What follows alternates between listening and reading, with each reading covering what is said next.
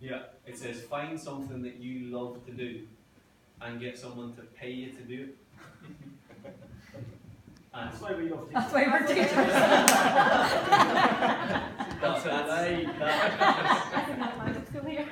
That is something that I would emphasise to everybody here is find something that you love to do and go find a way for people to pay you to do it, because I don't wake up like Mr. Clifford said. I had a dream of achieving something, and I've not quite played in a World Cup yet. But I have done everything that I can to get there, and I can honestly say that when I get up in the morning and I have to go to work, it's not really work. So my question then is, describe a Monday morning or Tuesday morning. What do you do? Don't make us feel that.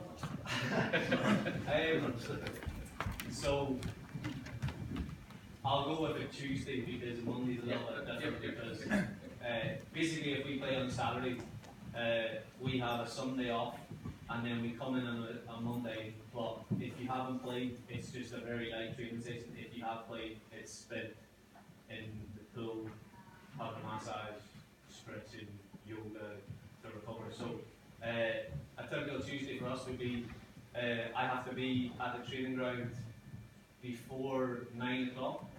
And we do something that's called readiness testing. So basically they test us to make sure that we are fit to train, so that the day before or the game on Saturday isn't having like a lingering effect.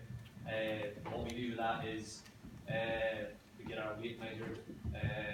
We do something called a saliva test. So they give us like a little, it's like a little swab type thing, and you put it in your mouth, and basically there's a reading that they can take from that to decide whether we have too much lactic acid still in our system or not. We then do a hand grip test, which is basically just hold this thing and pull it as hard as you can and pull down. They get more readings from that. I don't really know what they do with the readings, but we do a power output test on a bike. So it's basically you pedal as fast as you can for 5 minutes or for 5 seconds, and then they have another reading. And the last one is we do something called squeezes, where you squeeze, you know, like something that takes your blood pressure. They squeeze it up, you press on it, and then it gives you a reading on how much pressure that you're putting on it. So if you pass the tests and you're actually cleared to train, we then will have from maybe 9:30 until 10:30 to do whatever we want. We get our breakfast there. You could potentially be in a meeting with the manager. You could have a meeting with the coaches, or if you're injured, you could be having some training with a physio. 10:30 we'll start what's called it's called an injury prevention session, which is, it's really boring, but it's something that basically we work on areas of ourselves that are weak, so to speak. For example, I don't have the best when my feet are all over my knees, all over the place when I land, so I stand in the gym for 20 minutes doing different exercises on that. We then start training at 11:30 on the pitch. We'll come in 1 to 1:30. I'll then have a shower, get changed, back into more kit, have my lunch, maybe sit around, have some more treatment for half an hour, 45 minutes, let my food digest, and then potentially go in the gym, just depending on what the given day is or what they think the fitness coach is thinking is best for me. I would then leave, I would have another shower, get dressed and leave, and I would sort of be expected to be home about 3, half 3, something like that. Teacher.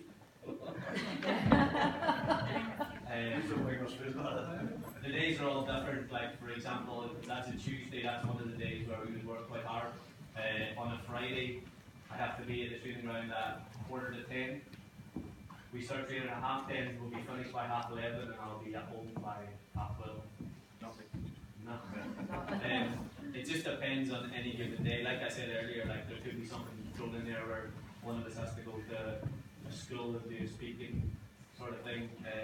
Another day we could maybe have to turn up to the academy on Monday night to just be around the place. It's good for morale, the thing. And then from Showtime. Any more questions? Quick for you before we go back. We'll take 2 more. Patrick. What's the best thing about it? Man City beat us 5-1 twice, and I'm still not sure what I would change to do anything about it. Any Man City fans? Holy checkers, that they exist. God bless them. One more question. Who's the other question? This man here. His hand up last time. I got 2 questions. 2 questions you can read it. When was your first time playing youth football? What day was your first time? As a child, so my Gaelic football, I probably played my first game when I was about 4. My dad, I'm not sure if some people know, my dad is a very big Gaelic football fan, and he claims that I got everything that I know from him.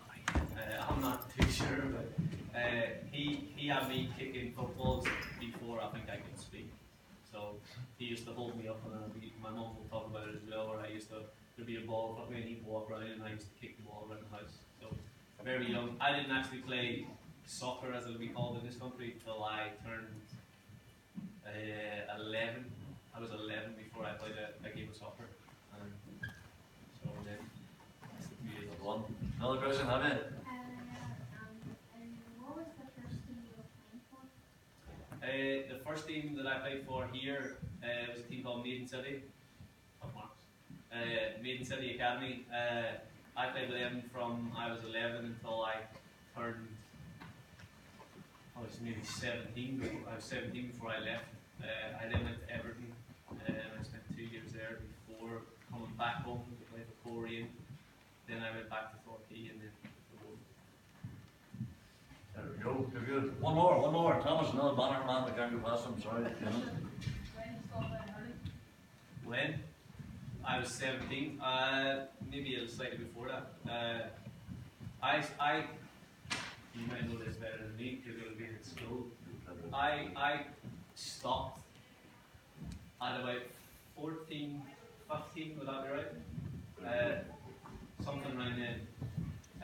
The people who were coaching me in the soccer world had a meeting with my mum and my dad, and then I was brought into it later, and they basically said to me that I have a chance of becoming a professional footballer, but the Gaelic and the hurling were starting to detract, that it was too much, and they said, you know, if you're really going to be serious about this, you need to pick.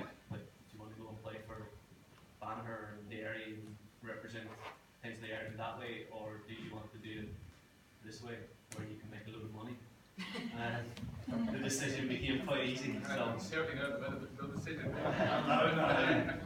That's a loud man. Trying to get a big